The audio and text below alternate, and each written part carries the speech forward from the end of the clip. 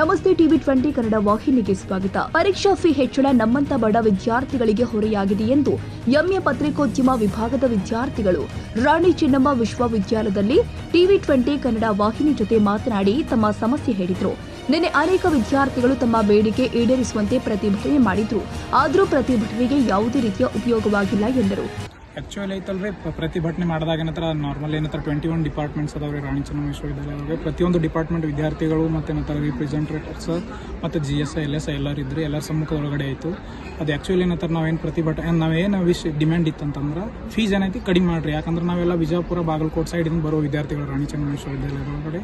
ಮತ್ತು ಏನಂತಾರೆ ಫೀಸ್ 250 ಏನಂತಾರೆ ಮಿನಿಮಮ್ ಫೀಸ್ ಐತ್ರಿ, 250 ಹೆಚ್ಚಿಗೆ ಮಾಡೋದು. ಬಟ್ ಬೇರೆ ಡಿಪಾರ್ಟ್ಮೆಂಟ್ 21 ಡಿಪಾರ್ಟ್ಮೆಂಟ್ ಇರೋದ್ರಿಂದ ವಿಂಗ್ಸ್ಗಳಿಗೆ ಪ್ರತಿಯೊಂದು ಸೆಪ್ರೇಟ್ ಐತಿ. ಬಟ್ ಮಿನಿಮಮ್ 250 ಹೆಚ್ಚಿಗೆ ಆಗೈತಿ.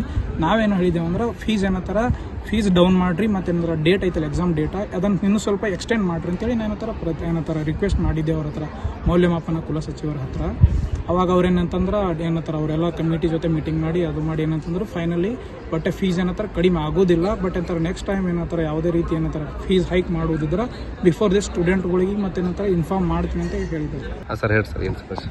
ಆ್ಯಕ್ಚುಲಿ ನಾವು ನಿನ್ನೆ ಸ್ಟ್ರೈಕ್ ಮಾಡಿದ ಉದ್ದೇಶ ಅಂದ್ರೆ ಸರ್, ಇಲ್ಲಿ RC ಯೂನಿವರ್ಸಿಟಿಯಿಂದ ನಾವೆಲ್ಲ ಸ್ಟೂಡೆಂಟ್ ವರ್ಕೌಟ್ ಆಗಿದ್ದೀವಿ. ಸೊ ಕೆಲವು ನಮ್ಮ ಪ್ರತಿನಿಧಿ ಆಗಲಿ, ಆಮೇಲೆ ಲೇಡೀಸ್ ಪ್ರತಿನಿಧಿ ಆಗಲಿ, ಆಮೇಲೆ ಬಾಯ್ಸ್ ಪ್ರತಿನಿಧಿ ಎಲ್ಲರೂ ಕೂಡ ನಾವು ನಿನ್ನೆ ಸ್ಟ್ರೈಕ್ ಮಾಡಿದ್ದೀವಿ.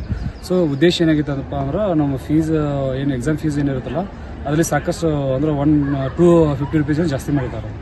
ಆಮೇಲೆ ಈ ಸಲ ಅಡ್ಮಿಷನ್ಗೂ ಫೀಸ್ ಜಾಸ್ತಿ ಮಾಡಿದ್ದಾರೆ. ಸೊ ಅದರ ಸಲುವಾಗಿ ನಮ್ಮ ಪ್ರಶ್ನೆ ಇತ್ತು. ಸೊ ಅದಕ್ಕಾಗಿ ನಾವು ನಿನ್ನೆ ಸ್ಟ್ರೈಕ್ ಮಾಡಿದ್ವಿ ಸರ್. ನಿನ್ನೆ ಮತ್ತು ಮೊನ್ನೆ ಸತತ 2 ದಿವಸದ ನಾವು ಸ್ಟ್ರೈಕ್ ಮಾಡಿದ್ದೀವಿ. ಸೊ ಅದು ಯಾವ ರೀತಿ ಪ್ರೊಸೆಸ್ ಆಯ್ತು ಅನ್ನೋದು ಇಲ್ಲಿ ರಾಣಿ ಚೆನ್ನಮ್ಮ ವಿಶ್ವವಿದ್ಯಾಲಯದೊಳಗೆ ಪತ್ರಿಕೋದ್ಯಮ ವಿಭಾಗದೊಳಗೆ ಕಲಿಯದ ಅಂತೀವಿ. ಹಂಗಾಗಿ ಅಂದ್ರೆ ಬಾಗಲಕೋಟೆಲಿಂತ ನಾವು ಬಂದೀನಿ ರೀ.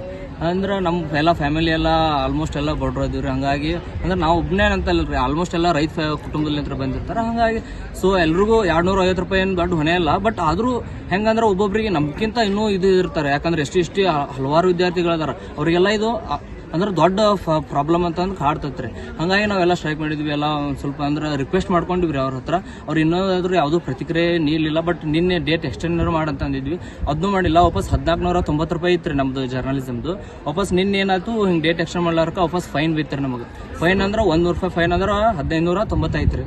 ಹಂಗಾಗಿ ಇದೆಲ್ಲ ದೊಡ್ಡ ಇದಾಗ ಅಂತತ್ರಿ. ಅಂದ್ರೆ ಇದಕ್ಕೇನು ಪ್ರತಿಕ್ರಿಯೆ ನೀಡಿ. ಈ ಸಂದರ್ಭದಲ್ಲಿ ರೋಹಿತ್, ಮಂಜುನಾಥ್, ಅಂಬರೀಶ್, ಶಿವಲಿಂಗ ಸೇರಿ ಮತ್ತಿತರರು ಉಪಸ್ಥಿತರಿದ್ದರು. Iranna Ganachari, ಟಿವಿ20 Kannada news, Belagavi.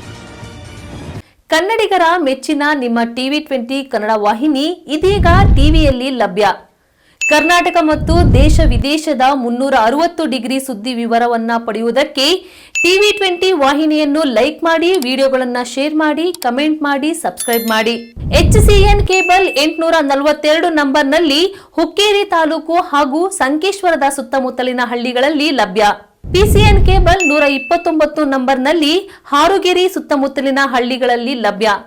Raibag digital channel cable 80ನೇ ನಂಬರ್ನಲ್ಲಿ ರಾಯಬಾಗ ತಾಲೂಕಿನ ಸುತ್ತಮುತ್ತಲಿನ ಹಳ್ಳಿಗಳಲ್ಲಿ ಲಭ್ಯ. UDCN ಕೇಬಲ್ ನೆಟ್ವರ್ಕ್ ಉಗಾರ ಸುತ್ತಮುತ್ತಲಿನ ಹಳ್ಳಿಗಳಲ್ಲಿ ನಿಮ್ಮ ಟಿವಿ20 ಕನ್ನಡ ವಾಹಿನಿಯೂ ಲಭ್ಯ.